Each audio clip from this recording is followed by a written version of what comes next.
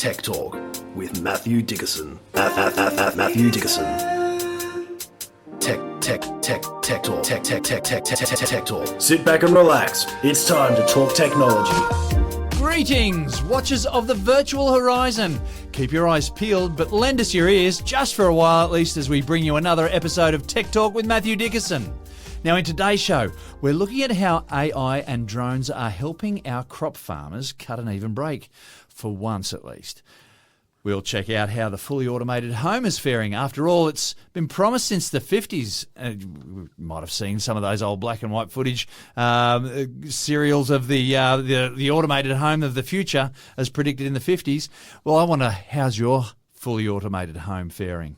And we'll look at how lasers are being used in public spaces to protect victims of crime. Listen up for that story. It might be about zapping bad guys, but it also might not, just saying.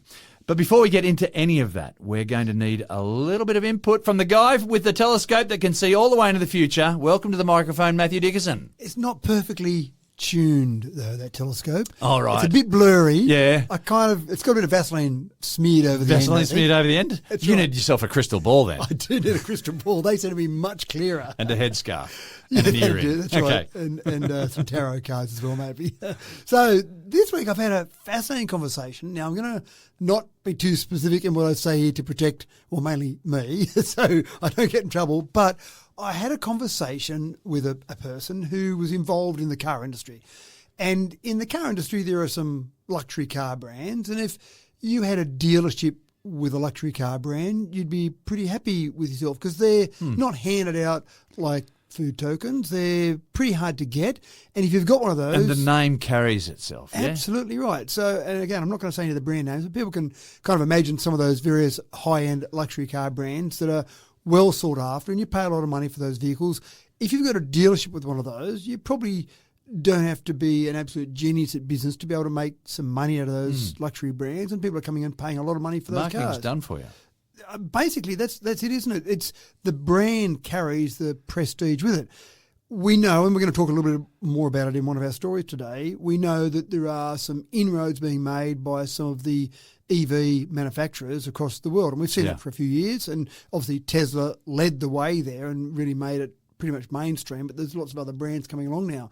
And when you've got the current dealership model, car dealership model, you see multi-dealerships. So it's not unusual. I think Toyota is probably one of the few that sticks pretty much with a Toyota dealership. Yeah, yeah. All the other brands seem to be multi-dealership. That seems to be the way they make money, and that's fine. That's the modern world.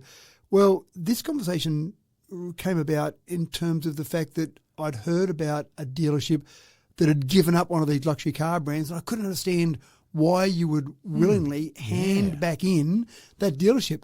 But the decision came down to they wanted to take on one of these new EV brands, and this particular luxury car manufacturer said, if you take on that EV brand, you can no longer have our brand. Yeah, wow. And they thought that would be enough for them to say, okay, I won't take We'll on. back off. Yeah, that's right, because I don't want to lose. I've done all the hard work. I've got the reputation for selling this particular brand. I don't want to lose that.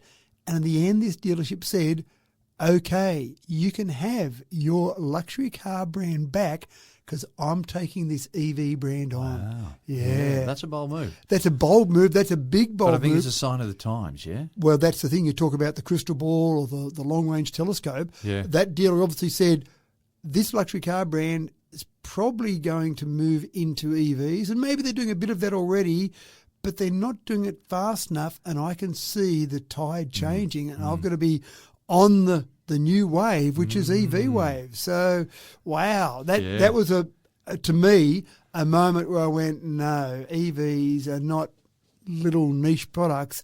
They're now moving to mainstream where they're kicking out the big guys and they're saying, we're moving on your territory.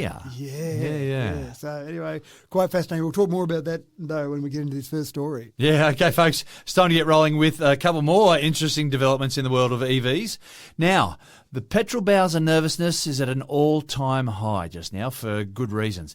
Here in Australia, internal combustion engine drivers are starting to measure out their trips a little bit more carefully. Is it worth walking a few blocks, to get to work or to get to the shops? Should we make a bigger effort to carpool to work? Can I do the same trip on my push bike even? Rising petrol prices is one thing, but I reckon the prospect that we may start to see empty signs at service stations also has to be on the cards. Like the toilet paper crisis of the COVID era, today there is every bit the potential for petrol hoarding as well. Not a bad time to look into EV options, Matt. So it's the COVID era now. I like that. We don't just talk about back in COVID times. It's COVID era. It is a COVID. That's it. What it was. It was such a... Do you know, it was such a defining moment in human history, wasn't it? Yeah, it was. That's right. And toilet paper is the defining toilet paper image. Was the symptom. That's right. What happened with that? Yeah. Right. Well, I'm going to phrase something here that I hope will be used in decades to come. I'm calling 2026 the Toyota Corolla moment for electric vehicles. Okay. And I'll give you a bit of background. Well, there's got to be a background story to that. That's right. There definitely is. And you're way too young for this. But back in the 70s, and we're talking about the early 70s, the American car market was dominated by huge vehicles. The most popular, or maybe not the most popular, but one of the most popular was the Chevrolet Impala. Yeah, big Chevys. Cadillacs were big, but this Chevrolet struck me in particular because it had a 7.4 litre V8 engine, because that's what you need in your sedan to go to church on a Sunday morning. And you need everyone to know about it too. That's right. Because they're going to hear you coming. That's right. And who cared about a 7.4 litre car? Yeah, that's right. Petrol prices, that was nothing. It was irrelevant in the whole scheme of things. 20 cents a litre, I don't know what it would have been per gallon, but yeah, it would have been tiny. Yeah. Nothing, that's right. So Japan, the Japanese car manufacturers, thought that they'd get into the American market. So a number of brands started appearing, late 50s, late 60s. You had Honda, you had Nissan, it was called Datsun at the time, of course, but now what we know to be Nissan. You had Toyota making it into that market. You would have had Subaru around the same time as well. A lot of these Japanese manufacturers and Japanese cars were very efficient. They were smaller. They were reliable. They were all the things that American cars were not. 2 Subarus per Chevy, was it? Probably. You maybe get 3 in there. So this was what they tried to do, and they didn't go that well. By about 1971, 1972, the Japanese car manufacturers had about 6.5% of the market. So they'd made a few little inroads, but they weren't really going that well. In 1973 was the first oil crisis. It was a conflict in the Middle East. Sounds like something happening now. Several major oil-producing nations said, we're going to restrict exports, particularly to countries that support Israel, and that includes you, big bad America. And the price of oil went from US $3 a barrel. Can you imagine that? $3 a barrel compared to today, but $3 a barrel to $12 a barrel. So quadrupled in price. So the Bowser saw basically a quadrupling in price as well. And suddenly... And everyone threw up their hands to having to pay, 80 cents a litre? Yeah, and I don't know what it would have been in the actual price they were paying for it. Yeah, maybe it was even less than that. A lot more than they were paying. But it was 4 times what it was. 4 times, that's right. So you had all these queues at petrol stations. Some states actually introduced rationing of petrol. Can you imagine that? In America, the land of the free and the bold, but we can't drive down the road in our big Chevrolet Impala. And so suddenly people in America went, do I really need such a big car with a big engine using all this petrol? And so maybe these Japanese cars weren't such a bad moment. And the Corolla had come out not long before that. So people started buying cars like the Toyota Corolla. Then it didn't last forever and petrol prices dropped back down because the oil crisis was over and everything went back to normal. So that was fine. So it didn't really change the world immediately, but in 1979 you had the Iranian Revolution, and that was another huge disruption to oil supplies. And so now prices had gone up to US $15 a barrel, but then basically overnight US $40 a barrel. And that was then enough for people to go, I've had enough, I'm going to these smaller cars. So by 1980, Japanese new car sales, Japanese cars made up 21% of the market. So you've gone from 6.5% to 21%. Climb. That's right. So that's not a bad effort. And today, as we stand, Toyota Corolla, that badge is the single biggest selling car in history. Now, I guarantee we wouldn't be talking about that. And in fact, I reckon Toyota might have even pulled the Corolla off the American market if it hadn't been for that oil crisis in 73. So jump forward to today. Oh, there's got to be a conspiracy theory there. Probably somewhere Anyway, hidden away. phone in with your conspiracy theories. Yeah, anyway. Yeah. But in 2026, we're seeing, well, the same country involved, the same product being oil involved. The only difference now is it's not the smaller, more fuel-efficient car, because we've been driving those for a number of years now. Yeah. The next stage now is the EV market. Yeah. And so we're seeing a whole range of things now where people are going, you know what, maybe the total cost of ownership is a better thing to look at, because EVs are still dearer. So people go in and buy an EV for the same model, same type of car. They know that they can get a petrol car cheaper, but they then look at how much am I paying to drive this from A to B. And so we've talked about it on this show a little bit, about the total cost of ownership, but people haven't really kind of cottoned onto that idea, and now they are. They're saying, look, I'm going to pay more for it, but wow, how much less am I paying to drive from A to B? Exactly. That's significant. So here's the data that's coming in. And the other thing, is with city traffic being what it is, if you're sitting in traffic and you're not just pumping that petrol into the atmosphere and going nowhere with it, I don't know, people are going to be... I'm not sure that people are that conscious of what they're doing in bigger picture.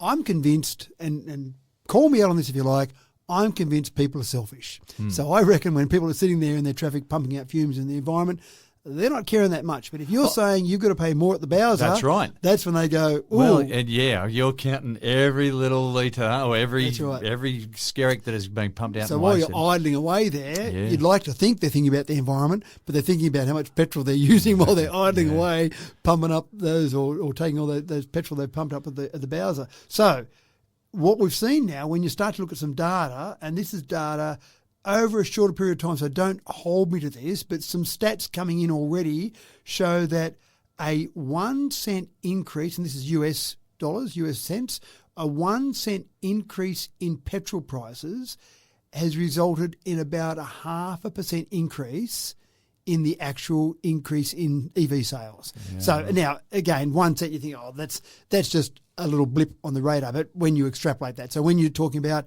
a 20 cent increase in petrol prices, that's seen a 10% increase in EV sales. And it's that quickly, we're tracking information that quickly where it's coming through on a week-by-week basis on sales. And there's different data coming out of different countries. There was a Nordic study that said the same thing again. That wasn't a 1 cent, they said a 1% increase in petrol prices gave a 0.85% increase in EV sales. There was another study out of China that said 21 cents per litre gave a 5% increase in EV sales. So they're not all exactly tracking together, but they're all saying the same thing. You put petrol prices up, you're going to see an increase in EV sales. Well, I've had conversations with a variety of people about this, and some people are in agreement. Now, I'm on the wrong side of my midlife crisis, but I reckon we are still going to see we'll see the last petrol car. Yeah. I agree with you. I think what we'll see with this conflict, who knows how long this conflict's going to go for, but we've seen prices, I've heard talk about maybe oil going up to $100 a barrel. I think that's expensive, but then there's talk that it'll be $200 a barrel before we know it. And you think, well, that's a huge increase. But when you think it went from $3 to $12 in a few months in 1973, going from $70, $80 a barrel to $100 to $200 is not that far-fetched. Yeah. And when you start paying those kind of prices to fill up your car, people are saying, I'm either not driving anymore or I'm going to an EV. Now, here's the interesting thing from that. What do you do with your petrol car? Because no one wants to buy your petrol car, your second-hand petrol car. No one wants to buy that anymore. So, and you can't plug it into your house and charge your battery on it. Charge up the battery. Not with your petrol car. Not with your petrol car. Yeah, so it's a change. There's no doubt about it at all. This has changed. And then freight. We talk about freight. And we talk about the cost of your total cost of ownership of a car that you might drive 15,000, 20,000 kilometres a year. When you start talking about trucks, freight trucks, semi-trailers, most of those are doing 90,000, 100,000 kilometres a year. When you start to get to the point where you're paying $2.10, $2.50, $3 a litre for your diesel, that becomes expensive when you're doing 90,000 kilometres a year. So it's quite fascinating. I think we'll hear more talk about this in general radio commentary, just general water cooler commentary. total cost of ownership. How long does it take me when I pay more for my EV? How many years? And the number I hear thrown around at the moment is I'm taking 5 years before my EV is cheaper than my petrol car at the price petrol is today. Doesn't take many increases for that 5 years to become 4, to become 3, to become, right. It's a no-brainer. And after a big increase, how much does it fall down again? Yeah. Does it go back to where it was, or does it sit just a little bit above where it was? And we still feel good about it because, hey, it's come down. Yeah, that's right. But, look, there are still some very affordable EVs out there. They're coming. And I actually think if the oil prices would have gone up 2 years ago, it wouldn't have been the EV moment, it wouldn't have been the Toyota Corolla moment for electric cars. But now what I see is a large range. I spoke to someone the other day who went to a new Mazda launch, a new EV launch for Mazda. So we're seeing big name, traditional manufacturers coming out with EVs. We're seeing new names we've never heard of before coming out with EVs. So there's more variety, a much greater range of EVs. And there's more charging infrastructure. So you're seeing more chargers put in. Yep. So with those two things, people are saying, maybe now's the time, at least for my second car, at least for the car that I run around town with. Do I really need that big SUV, that big pickup, that big truck to go and take the kids to school? Or could sit I do at the that lights, in a small car? sit in the traffic and just watch your wallet empty out. Yeah, that's right. So so I'm calling it. I'm officially calling it. 2026 is the Toyota Corolla moment for EVs. Okay. Hopefully, it's official. We'll hear that quoted in 10 years' time, maybe.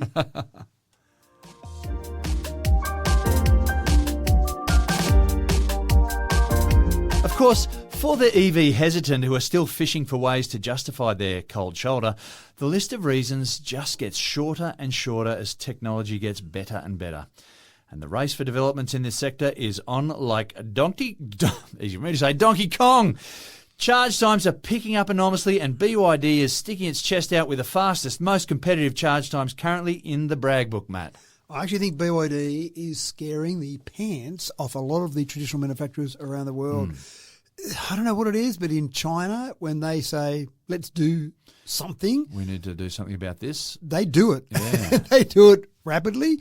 Maybe they don't do it perfectly, but they certainly do it well, and they get it right. If they don't get it perfect the first time, they get it right the second or third time.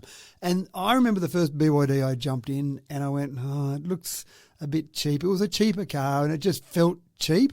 And I almost dismissed them. I went, they won't be a serious contender. And then I jumped in a BYD about a year later, a newer model, and I went, oh, wow, this looks much more impressive. This looks like they kind of had a bit of a go in version 1 and version 2.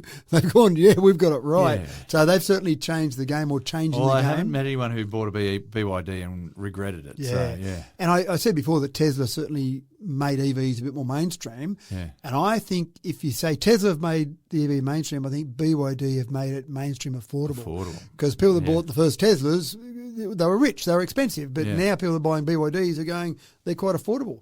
So their new model that's coming up is the Yang Wang U7. So it's kind of a larger luxury sedan. And they're introducing their new Blade Battery 2. Now, Blade batteries have been around for a little while now in different models, but the Blade Battery 2 has got a couple of things that make it better. The first thing is how fast you can charge it, because if everyone complains, you've heard it from friends of yours, you've got to be sitting around waiting all day for it to charge. One of the EV hesitant people saying, it just takes too long to charge. I've got to hurry to get there. That's right. Yeah. So, and we know that's not true. A whole range of arguments put against that, but ignore that for the moment, because in the Yang Wang U7, they say you can charge from 10% to 70% in 5 minutes. Now, we often talk about that 70% or 80% mark because the battery slows down its charging for the last 10, 20, maybe 30% to protect the battery. You don't want the battery to overheat. So that's with our mobile phone, that's with anything that's got a rechargeable battery. But even if you said, that's fine, 70%, I want to go to 100%. To get to 100%, it will do that in about 10 minutes. So the last, say, 20 or 30% will take the same time as the first, say, 60 or 70%. But that's still not too bad if 10 minutes was how long I had to charge. Well, I think you start a stopwatch when you're at the Bowser. So if you've got an ICE car and you pull up at a Bowser, you start your stopwatch there, right? And then you've got the filling up, and that takes a couple of minutes to fill up. But then you wander in and you're, getting yourself a drink or something off the shelves or whatever, and then you're lining up to pay and whatnot. I would be surprised if there weren't many trips that were over 10 minutes. Yeah. I reckon you'd easily chew up 5 minutes without realising it. Yeah, without even realising it. That's right. But they can even go into 10 minutes or whatever. Yep. And when you're charging up, it's just happening on your phone. Yep. It's with your credit card there. You stick the the plug in, and Yep. and when it's done, and then you pull it out and you drive off. And the good part is you don't buy chocolate because I can't help myself if I go to a service station. That's it. Now, that's easy. And see, this is the funny thing. When people talk about their ICE vehicles, their ICEV, then they often say, I've got a range of this much. But it's easy for an ICE car because you just put a bigger petrol tank or a bigger diesel tank. So in this one, when I first started looking at the research on this particular story, I went, charging from 10 to 70%, well, that's easy. You put a small battery in, or you can do that, can't you? And so the important part to me was, well, what's the sort of range I can get out of this? And in this one, the range they're quoting, and I'll talk about standards in a moment, but on the China CLTC standard, they're quoting 1,006 kilometres of range. So, What? but hold on, don't get too excited because Okay. I'll come back to the standard Very in a minute. special conditions. You're in a vacuum and That's right. Down a hill. So the good part is that you've got a decent range of this vehicle. So going from 10 to 70%, the only minor problem with all of this is the first thing I thought was, okay, well, you're putting a lot of electricity into this vehicle to be able to charge up that quickly. Yeah. You need something that can supply that sort of electricity. So the issue here is that, which is great, this particular battery can handle having a charge of about 1.5 megawatts, which is fantastic, except there's no chargers out there that deliver. Do it. 1.5 megawatts. So to get it's that all fast very well and charging. good to have that capacity, but if you can't get it delivered. And so here's the big picture, if you like. Let's develop the technology in the battery so they can charge quickly. Now let's get the charging infrastructure up to speed. And this is just a levelling out thing. You expect in a couple of years, hopefully. Yeah. Yeah. And I know if I look at Tesla, because I'm probably more familiar with the Tesla superchargers, the Tesla V1 superchargers were 120 kilowatts, and then the V2 came along 150 kilowatts, not much of a change there. The V3, I started to notice a bit of a difference when I plugged into a V3, 250 kilowatts, and now their version 4 they're bringing out are 350 kilowatts. And on the Tesla app, you see how fast it's charging per hour. It's not unusual to plug in one of the newer chargers, and it jumps up for a period of time to 13, 14, 1,500 kilometres an hour charging, which is fantastic. But again, we're doing that because we've got the infrastructure. We've got the substation next to the superchargers there. We can plug in and do that. 350 kilowatts, forget that. We can now go with the battery technology much higher than that. Sure, we've got to build the infrastructure, but it's a bit of a leapfrog situation. We need the superchargers, we need the infrastructure to do it. So they build them up, and then, hold on, the battery now is the limiting factor. Okay, let's make the battery better. Now that's leapt over the charger, so they need to keep leapfrogging each other till the point where we get 1.5 megawatts of charging power, and then we go, fantastic, we can now charge at that. The battery can handle that. And of course, one of the big things is that we don't see much, but in cold climates, charging your batteries in cold climates, having good efficiency. And so the new Blade battery can still do from 20% to 97%.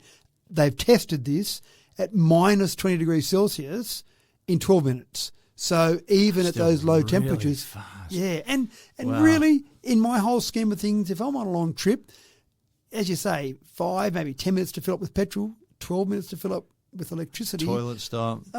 Is it really that big a deal in my whole? No. Is my time so important that 2 minutes was the end of the trip? And oh no, it's terrible. I can't possibly go and drive that EV now because it took me 2 minutes extra on that whole 400-kilometre trip. The other thing is that I'm noticing that a lot of these charging stations are right by a really nice cafe. That's right. You can get it's yourself a ploy. lovely It's a conspiracy. coffee, and you can get yourself a vanilla slice. That's Yep. home baked, and Yeah, and if you are driving a long trip, we've talked about it before, you shouldn't just jump in the car and drive 1,000 kilometres. So now let's go back to that 1,000-kilometre range. We've got the CLTC test cycle. So that stands for China Light Duty Vehicle Test Cycle. So it doesn't quite match CLTC, but close enough is what the CLTC cycle is. That's generally viewed as a standard that doesn't give real world testing. It might in China, because the average speed on that test is 29 kilometres an hour. The maximum speed is 114 kilometres an hour. It goes for about 1,800 seconds in the overall test cycle. Okay. So that's where they come up with their range of 1,006. What's generally viewed as a much more realistic real-world cycle is the WLTP standard, the Worldwide Harmonised Light Vehicle Test Procedure, the WLTP. The average speed on that is 46.5 kilometres an hour, maximum speed 131, which is probably not that sensible given the fact that our speed limits here in Australia are 110, but except for Northern Territory. But that gives you more real world. So when they talk about that, then typically most people say if the WLTP is 550, then I'm pretty much going to get 550, except if I'm doing a long highway trip where I'm sitting on 110 kilometres an hour.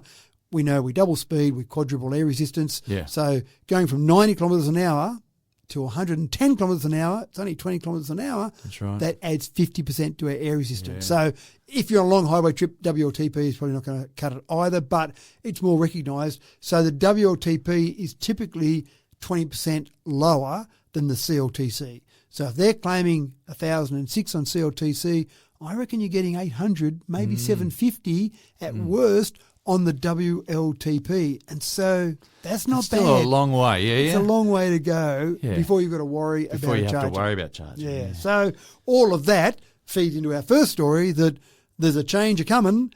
And when you get vehicles coming out like this, people are saying, gee, my problems that I used to complain about with EVs before, I'm running out of excuses, aren't I? Right, that's right. So it's happening. The world is changing. Yep, jump in, folks. The water's warm.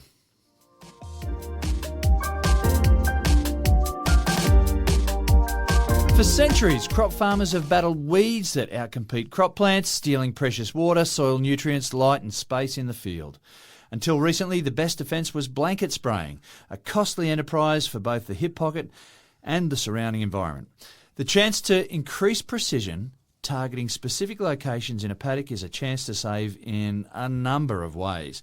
And that is where AI and drones can once again come to the fore, Matt. There's a whole movement here called precision farming, where farmers, and I've talked about it a lot, farmers are very good at adopting new technology because it makes such a difference to their environment, how much of an impact they can have directly each year on their crops. And as soon as you see your neighbour who's doing really well, who's adopted that technology, you're like, I can't get left behind here. As soon as your neighbour buys that new flash EV car, then you want to be keeping up with the Joneses. So farmers are monitoring soil moisture, crop health. They're looking at fertiliser usage with satellite imagery.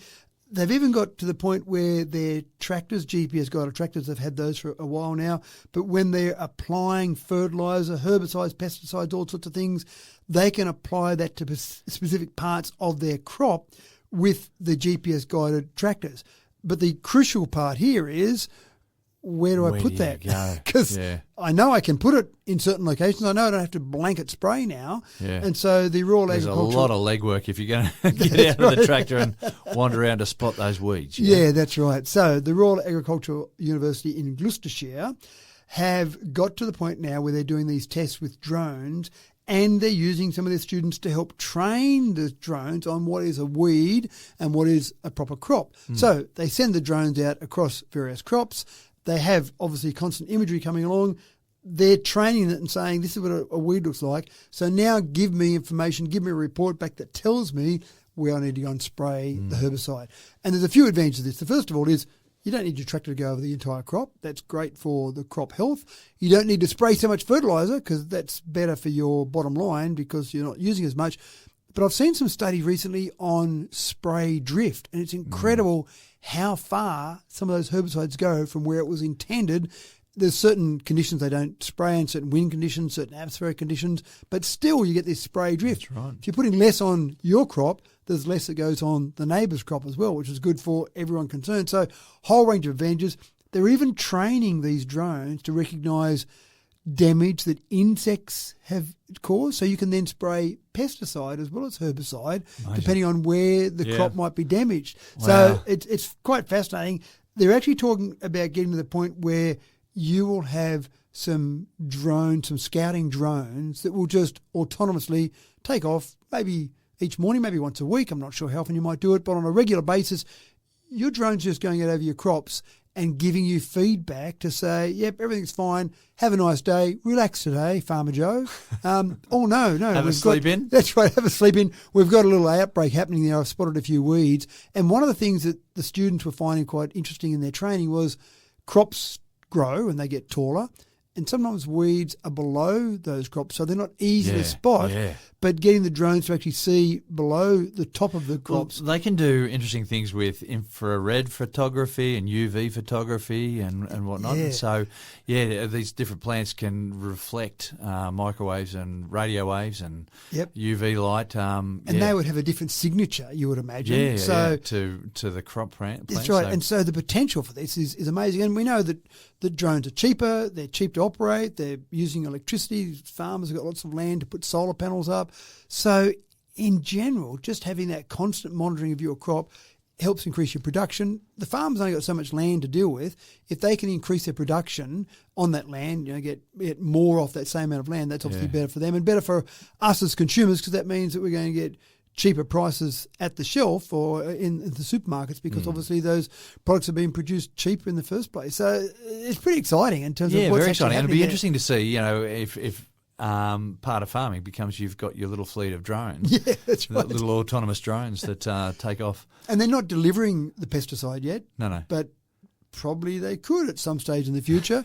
There's no reason. Just a quick zap. Yeah, that's right. Just to have a container underneath. We talked about last week about drones carrying 85 kilograms. I mean, having a container, having a liquid underneath that you just send out that drone, spot a drone, go out there or scout drone, go out there and find where the crops need to be done. You're going over the whole crop, and now we just send our dedicated drones out to actually do that. Meanwhile, Farmer Joe is sitting back having a nice sleep in. The drones are doing their job autonomously. So it's pretty exciting.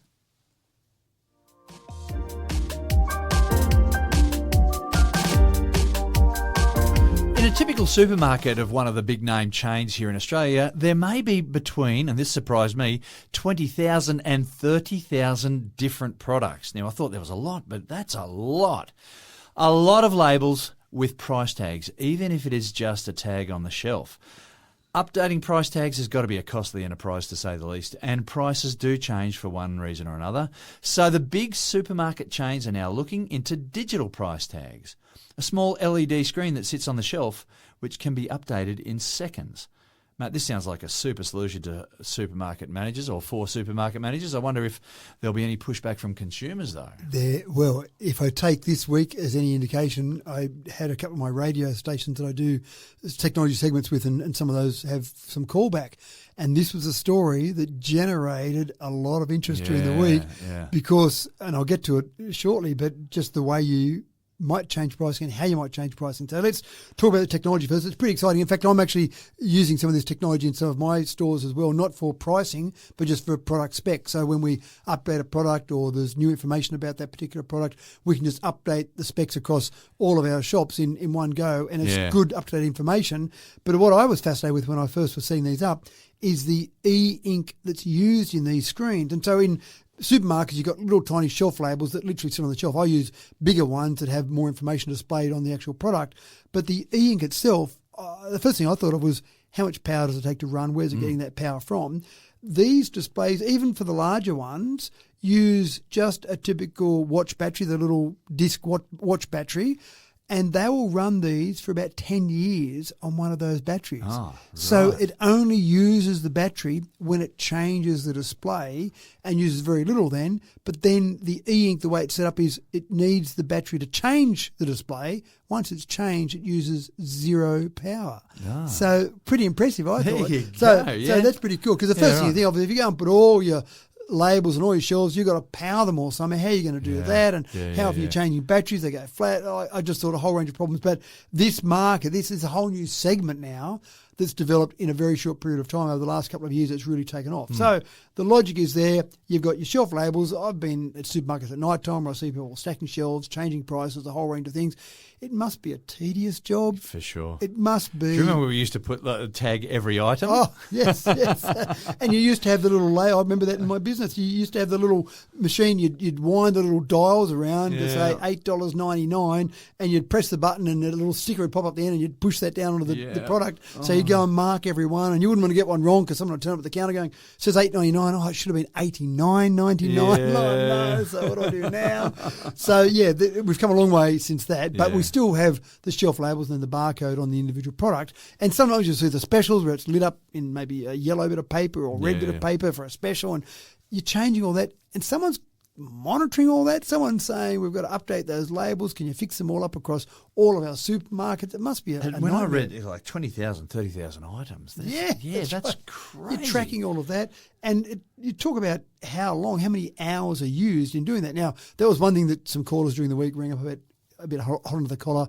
Well, what will these people do for jobs now? And I just don't think the supermarkets can find enough people to do all these jobs. So that's the first problem. But if someone said to me, you can have a tedious job putting stickers or changing the labels of prices or do something a bit more interesting like using the software to change labels automatically, I'd be taking the more interesting job rather than the go and change the label on every individual product. It's got to be a tough job. There's also been some concern about supermarkets being a little bit rubbery with these price tags as well. Yeah, so and this makes it even easier to do that. So we've got a lot of trust that the supermarkets are going to do the right thing and look after us. Right, and that's where people are more stirred up. So these devices, technology, great. They're about $8 each. The supermarket will pay for these devices. They'll get their money back in no time at all in labour savings they'll have. But we're seeing things change pretty quickly. And in the first instance, they go, this is great. We can save on labour. We can have these prices there ready to go. And we change the pricing. And then people go, how often do you change the pricing? Yeah. Now, in a shelf label, you've got to think about that seriously before you change the shelf label because it's a big job to change the physical shelf label. But and there's also a document there that's sitting on the shelf, a physical document that you can grab hold of and go, hang on a second, look at this and look at this. But when it's a digital label, it can change like that. That's right. So we know all too well the problems we've got with either surge pricing, when we know our ride services, the various brand names, Didi and Uber, those type of companies, they've got surge pricing. You go to a popular event and, of course, you go, it's normally a $20 ride, but I'm going to be charged $70 and I guess I live with that because that's what it's about. It's about supply and demand, but it's supply and demand in the moment. It's not supply and demand. We'll look at our data from last week or last month. It's right now. So they're calling it dynamic pricing in supermarkets because that sounds better than surge pricing. That's a lovely euphemism. But we actually see dynamic pricing now if we're booking an airline ticket and we look at that and we go, I'll book that plane ticket. I'll wait till next week. I'll make sure that Mary is coming with me or whatever. And next week you look, it's gone up ridiculously because it's a popular event or it's something that might be happening that time. So we see more dynamic pricing rather than surge pricing in airline tickets. We see it in hotels, a popular event coming up.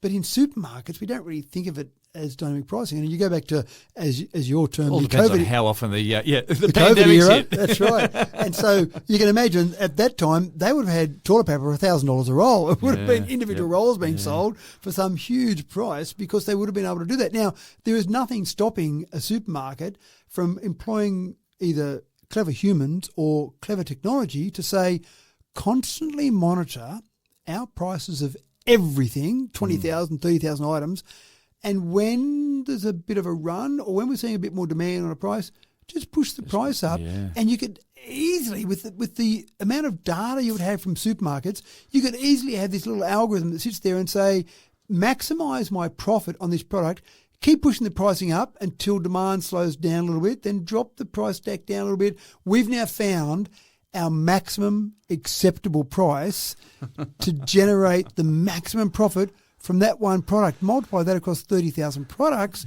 Wow, what can that do? So you could literally, there is nothing stopping you from picking up a product, $5 for that product. I can see the price. There I go to the checkout. By the time I get there, it's gone to $6. Correct. And I did wonder about that, and don't take this as legal advice, but I did wonder about, is that a contract? When I'm looking at the price on the shelf, am I being offered in legal terms, in inverted commas, a contract for that product for $5?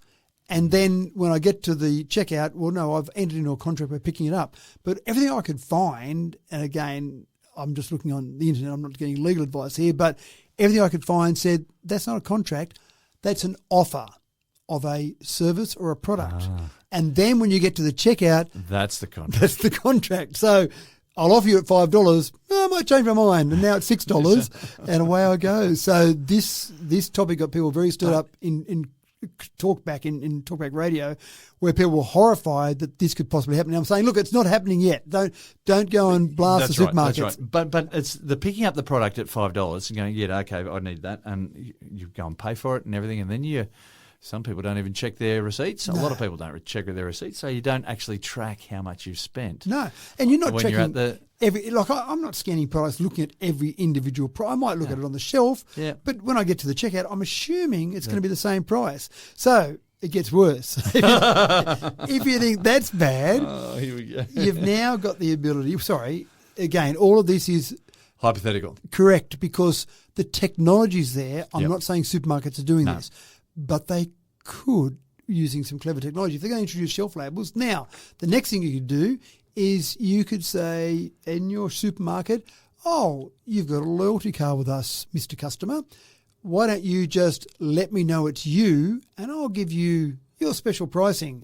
So, of course, you use NFC with the shelf label with your phone, or you pull your card out and you scan that for that pricing. And that price that was $8 is now $7 because you're one of our special customers.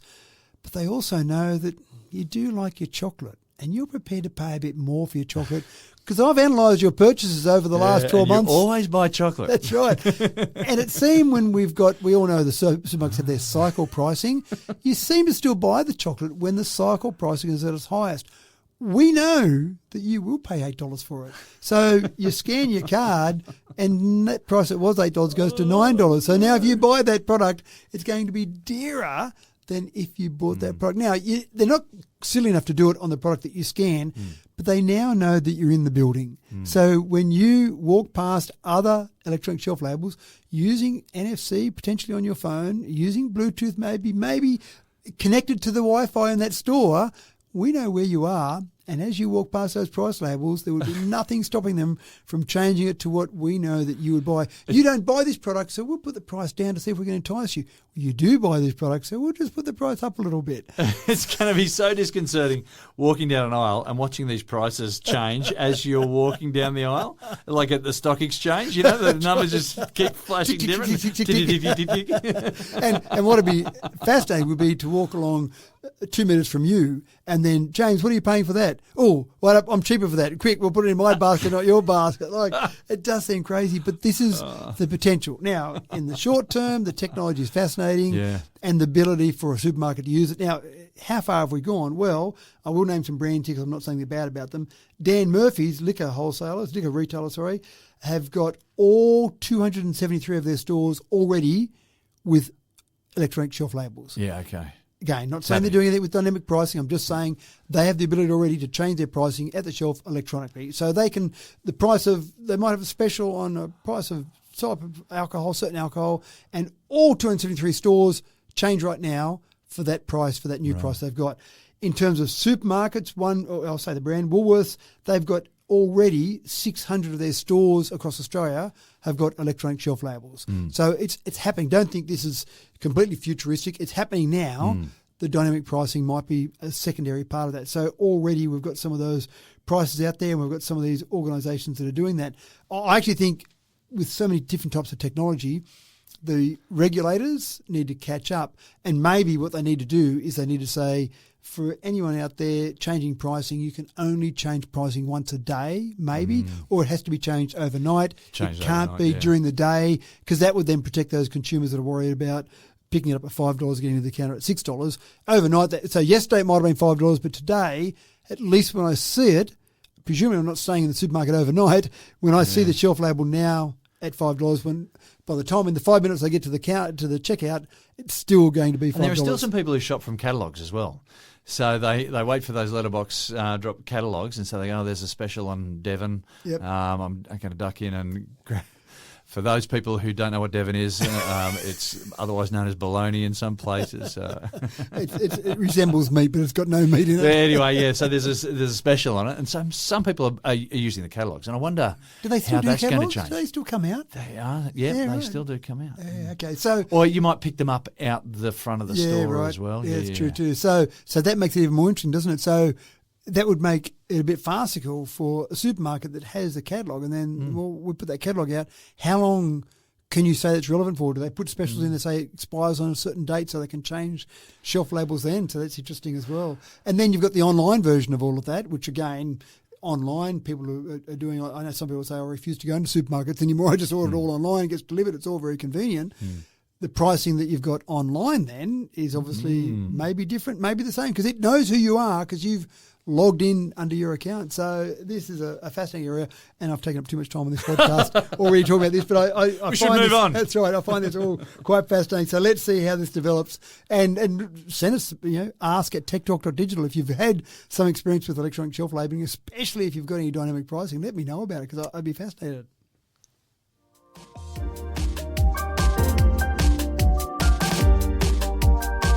Now, tyre pressure warning lights are a very handy development which is becoming increasingly common on dashboards these days.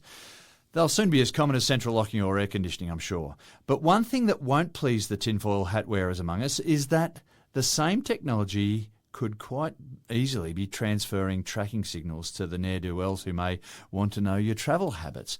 Matt, why can't people just be left alone? Why do they have to track me driving?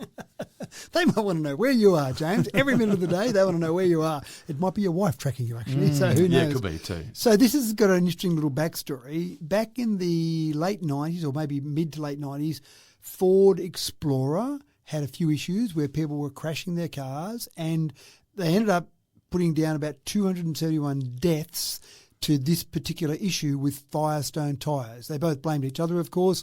Firestone blamed Ford, Ford blamed Firestone. Firestone tyres were falling apart and cars were crashing. As a result of all of that, the Transport Recall Enhancement, Accountability and Documentation Act of 2000, otherwise known as TREAD. Ah, you love an acronym. Very clever, very clever. The TREAD Act came in, and one of the things in the TREAD, a whole range of things that came in with that, one of the things that came in was that they wanted cars to be equipped with the tyre pressure monitoring systems, TPMS. Right. Since 2008, every car in America, every new car that's come out, has had tyre pressure monitoring. And normally when there's one market that adopts something, then car manufacturers say, you know what, it's easier just to do all of our cars. So typically in Australia, I wouldn't say every car, but most cars in Australia since 2008 have had a TPMS system, or tyre pressure monitoring system. I don't want to say TPMS system. So they've had that system in place, which is great because we see our tyre pressure on our dash. We get a warning light when it's going too low. It's all quite sensible and all wonderful. But they rely on wireless transmitters, obviously, because it's a thing that's turning around. It's very hard for that to be sitting there in some sort of connected device. So that's giving a wireless signal from our tyres, from our rims, to our dashboard to give us that information. It's wireless. It's sending a signal. It's got to make sure it reaches to the dash so it has a powerful enough signal that can go about 50 metres or so, which seems way more than it needs. And when they were introducing this way back in 2000 when this act came in, cybersecurity wasn't a big thing. Encrypting your data, it's only tyre pressure. Who cares about that? So you've got all of these vehicles out here that are sending out unique information because it's got to be knowing that it's your car. And not you don't someone want else's car. tyre pressure from the next door neighbour's car. So it's identifying your car. So what they found with these sensors, they said, we put some sensors around a city and then we could identify unique signals. So we now know that car. We know some information about it. We know the tyre pressure. We know a bit more information about the tyre volume. So we could probably narrow down the range of cars this might be, and we know the exact movements of that car. We put enough sensors in. We know what house that car is going back to. So now we know what time James leaves for work in the morning, what times he comes home, what his regular patterns are. So I now know whether to break into his house at certain times or various information about you. And you think about all these cars that have been built since 2008, all on the road. That's a lot of cars out there with a lot of tracking. So there are other parts in our car that are wireless as well. We've got now connectivity in a whole range of ways, and cybersecurity was not a thing they were thinking about. No. It was just making the car safe. Let's make it all work. And so now it's But you've an just issue. made a lot of people really angry today. That's what we've done a great job of. We've made people angry out of today's episode. Nervous, Angry, all sorts of anxious things. about the future. That's and, right. Yeah. So car manufacturers do have to start thinking about cybersecurity, which I don't think they thought about in the past. And this is just an example of why you might think about it. I don't think they're going to come and target me and care where I am, but the fact is they could, without a lot of effort, track you, me, and everyone in between.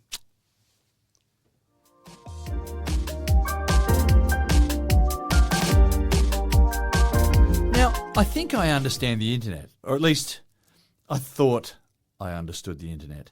But apparently as more and more services from around the planet move into shared cloud platforms, the internet becomes increasingly vulnerable to small failures. And these small failures can create ripples felt across oceans and continents.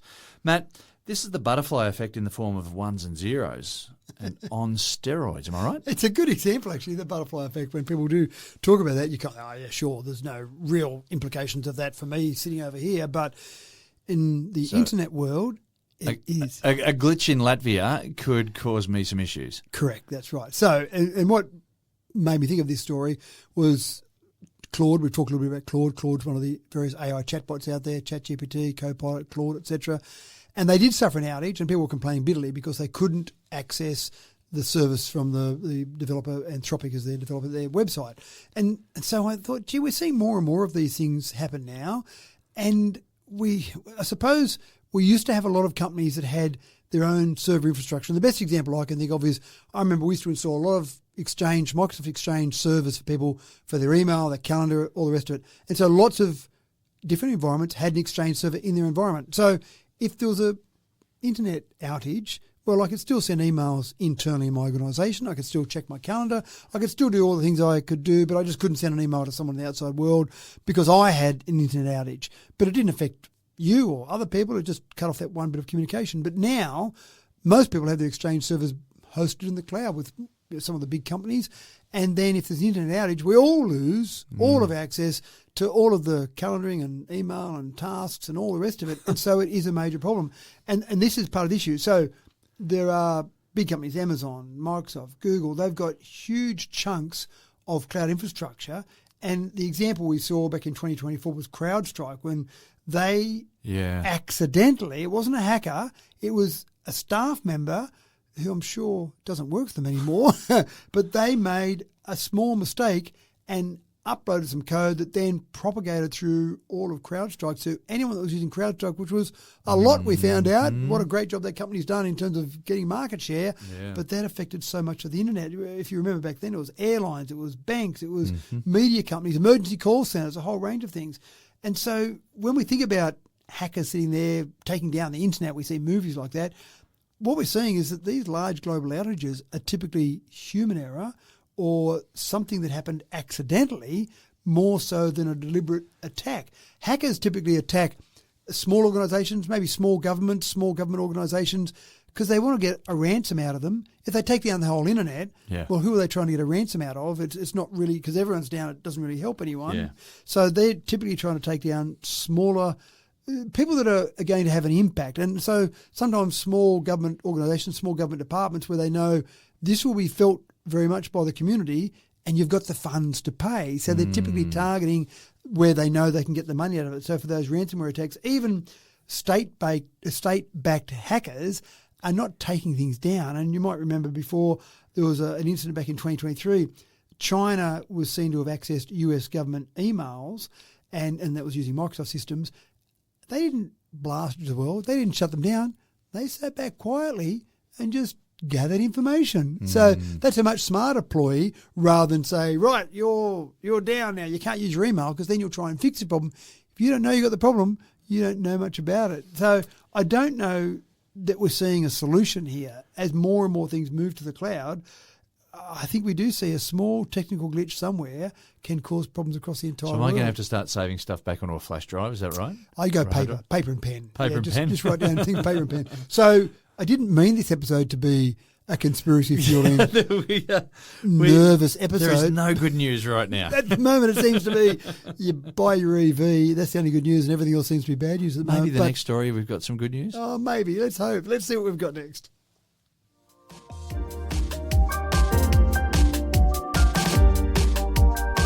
The wonderful thing about technology is that it's a tool to make our lives better, easier, more productive.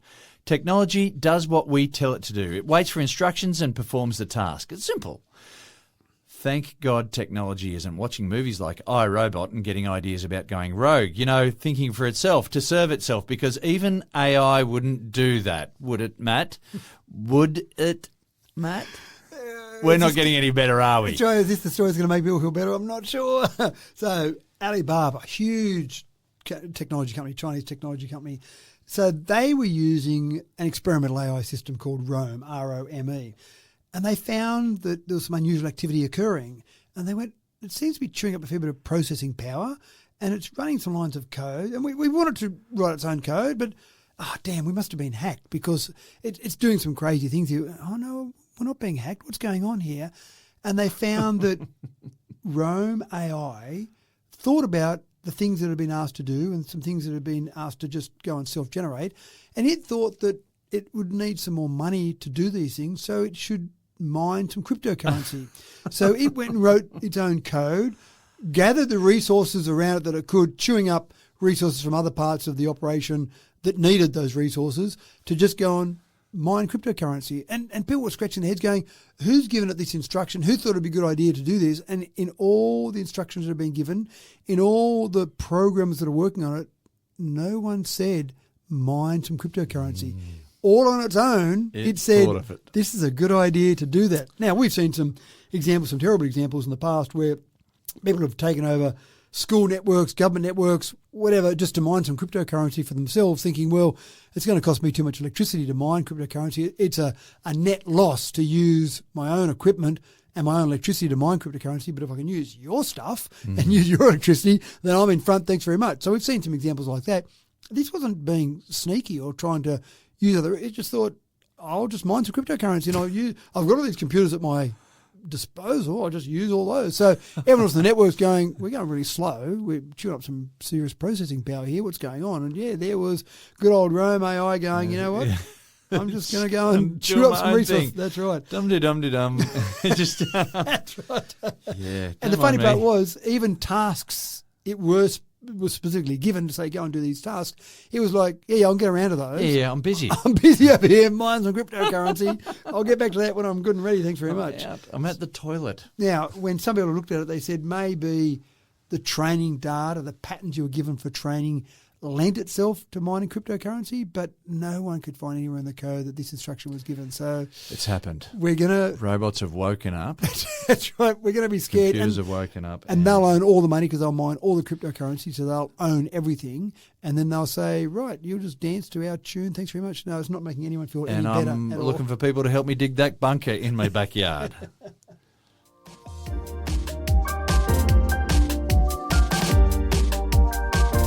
Now, I remember seeing futurists talking about smart homes on a TV show called Beyond 2000, way back in the 80s.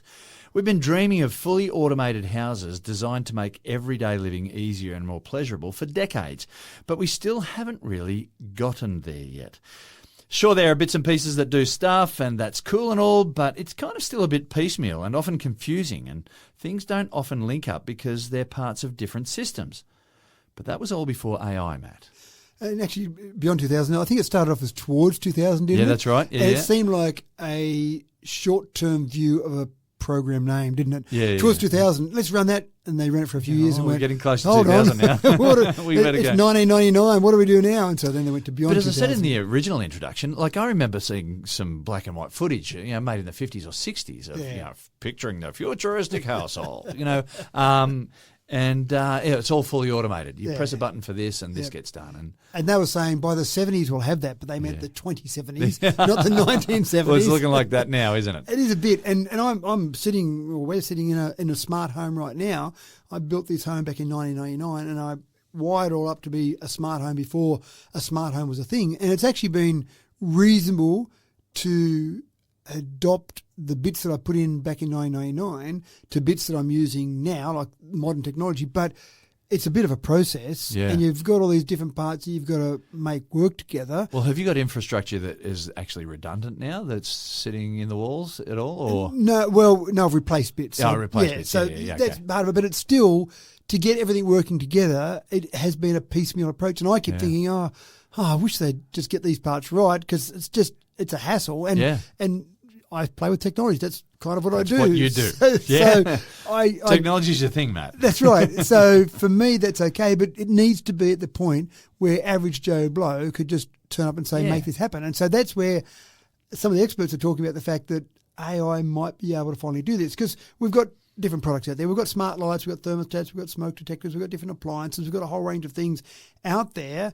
But that interconnectedness, that's the real issue that I've found over the years to try and make all that work together. So if we want this fully automated household, well, we can say turn on the TV and turn on the lights and have a system that can understand both of those instructions and do it. That's the real challenge, because you've got different systems that will do different things and interact in different ways. Yeah. But the hope is that with AI and with some of these different products, you've got Alexa and Google's Gemini, for example, you've got some of those that you could say, just make this happen. I don't care what you do behind the scenes to make these systems talk to each other, but I just want this to happen. And I know what I've had to do is set up various components and make those things happen behind the scenes, but it's a hassle. So if I could just have AI go, okay, well, I've got to make Wobbly Doobly talk to Billy Bollity, I don't care about that, just make it happen for me. Yeah. And so when I say do something, you work it out and it just does it. One of the things that might be a bit of a saviour in all of this is the Matter standard, Matter. Apple, Amazon, Google all support the Matter standard. So when we say to one of our devices, make this happen, then behind the scenes AI might go, oh, thank goodness they're using Matter. I can make those things a bit better, make them work a bit better. But not every company who's pitching smart standards out there or smart home products is subscribing to the Matter standard, because they think their product is better or they want to own the market. That's it. So it's fighting. I want them to sort it out and just someone be the winner. Just agree. Yeah, that's right. Let's all Have someone agree. be the winner. That's it. right. We need someone to be the winner. Ultimately, that's it. You want Back in someone the to win. 80s, VHS won. Correct. That's Yeah? right.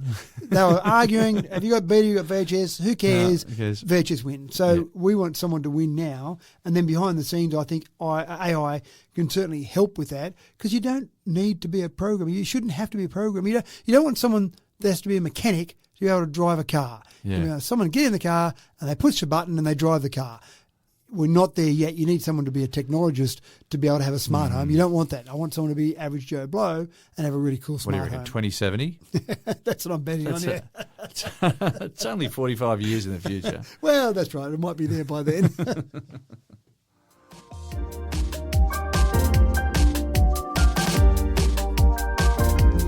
Public spaces like train platforms, airports and town squares can be a little bit perilous in the night hours.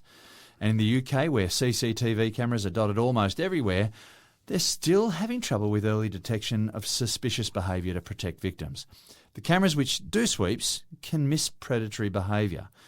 But a new laser tracking system is being trialled to provide early warnings and hopefully cut some of the crime stats down, Matt. This is one of the things that I talk about a lot. When you have a huge amount of data and some processing power, AI processing power, that can analyse that, you can see stuff that we can't see. There's no way we're going to be able to process the data sets and pick out things in that. But what they've found with some of the work they've been doing with this is they can map out dots. So not people, not cameras. They're using dots and using lasers to analyse this and turn people into dots. But they recognise those dots, if you like, and then they can see what those dots are doing. And then when you analyse all that data, they say, when the dots start doing this, we know from looking at this data there was a train breakdown.